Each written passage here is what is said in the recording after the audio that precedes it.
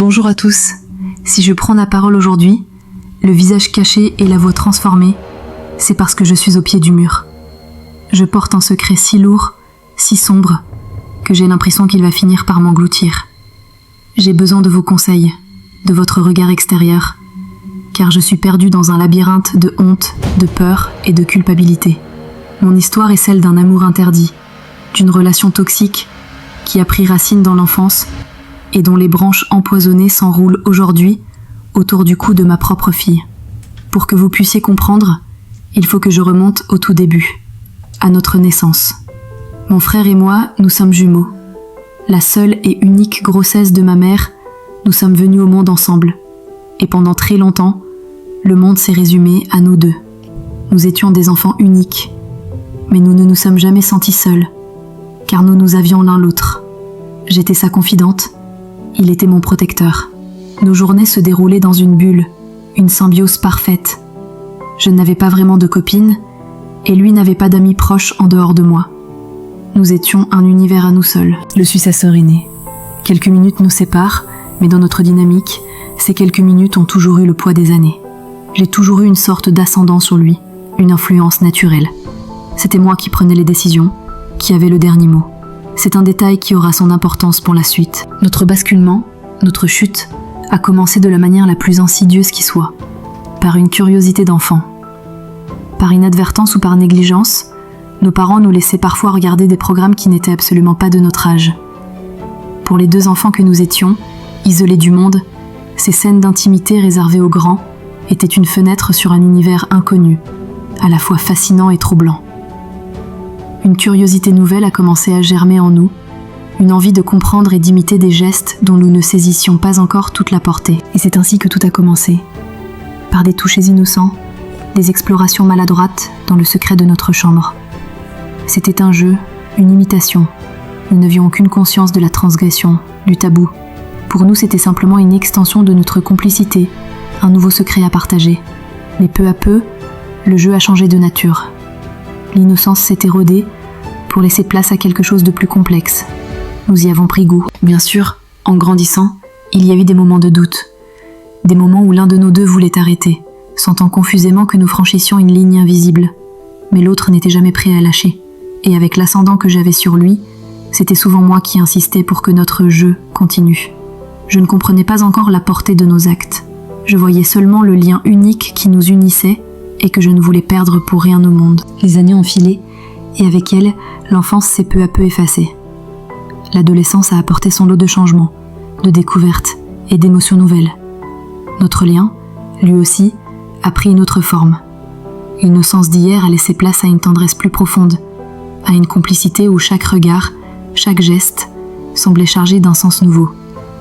Peu à peu, un sentiment puissant, sincère et presque magnétique nous a rapprochés encore davantage. Un jour, cette proximité s'est naturellement transformée en une union plus intime, celle que seuls partagent deux êtres convaincus d'être faits l'un pour l'autre.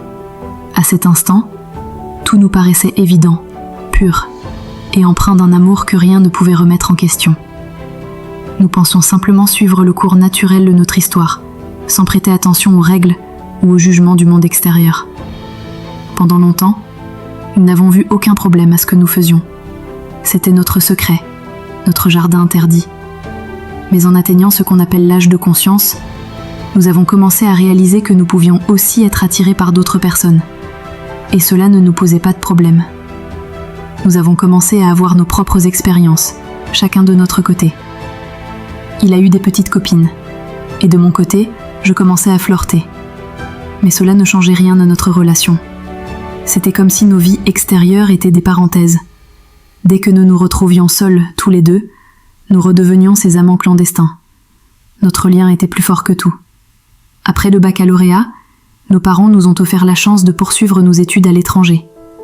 Ce nouveau départ, loin du cocon familial, aurait pu être une occasion de prendre nos distances, de construire des vies véritablement séparées. Mais c'est tout le contraire qui s'est produit. Notre relation s'est intensifiée. Elle est devenue plus sombre, plus exclusive. C'est à ce moment-là que j'ai commencé à sentir un changement chez mon frère. Son amour pour moi prenait des allures d'obsession, alors que moi je commençais à aspirer à une autre vie. J'avais un petit ami à l'université, je sortais, je découvrais le monde. Notre relation incestueuse devenait pour moi une sorte de doudou, un refuge chaleureux les nuits de solitude, mais ce n'était plus le centre de mon univers. Je vivais ma vie, tout simplement. Mais mon frère, lui, ne le supportait pas. Chaque sortie, chaque appel téléphonique, chaque nouvelle amitié était pour lui une trahison. Il devenait possessif, jaloux, contrôlant. Il voulait me garder pour lui seul. Le point de rupture est arrivé le jour où j'ai rencontré un homme. Un homme bien, stable, avec une situation, qui m'aimait sincèrement et qui était prêt à s'engager, à m'épouser. Pendant des vacances au pays, il a officiellement demandé ma main à mes parents. Quand nous sommes revenus à l'étranger, j'ai retrouvé un frère transformé par la colère et le chagrin. Il me boudait, refusait de me parler. Il m'a finalement confrontée, me reprochant de briser un pacte qui, dans mon esprit, n'avait jamais existé.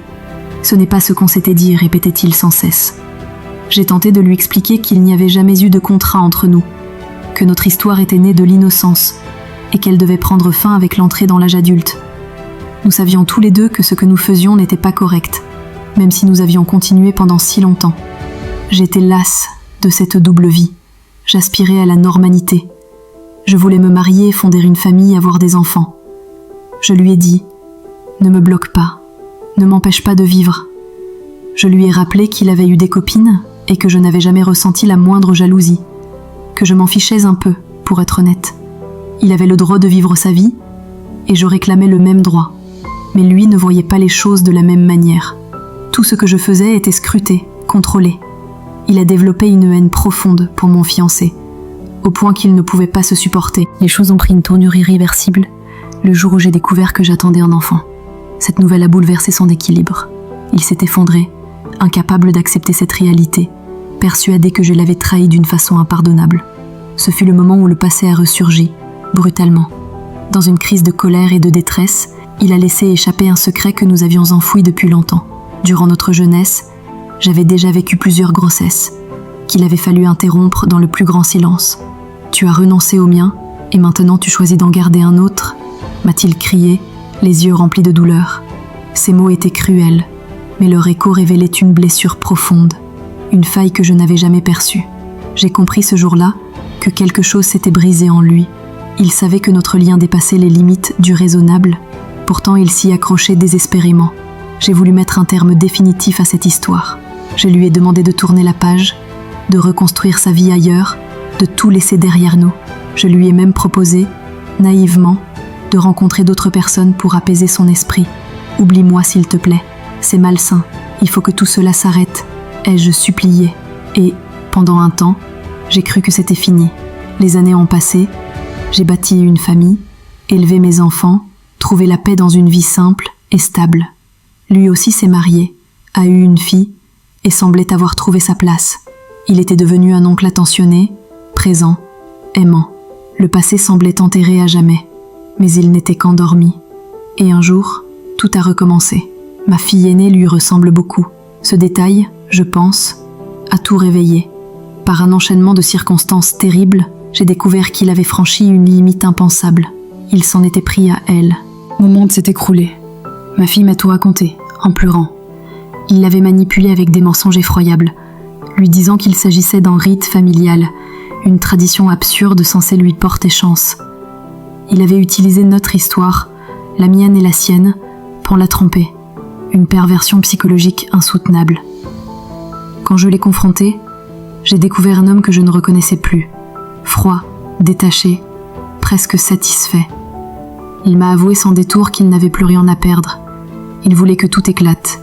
Nos familles, nos mariages, nos vies, pour que plus rien ne l'empêche de me retrouver.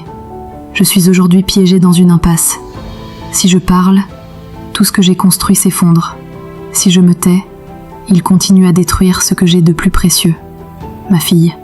Je vis dans la peur, dans la honte et dans le désespoir.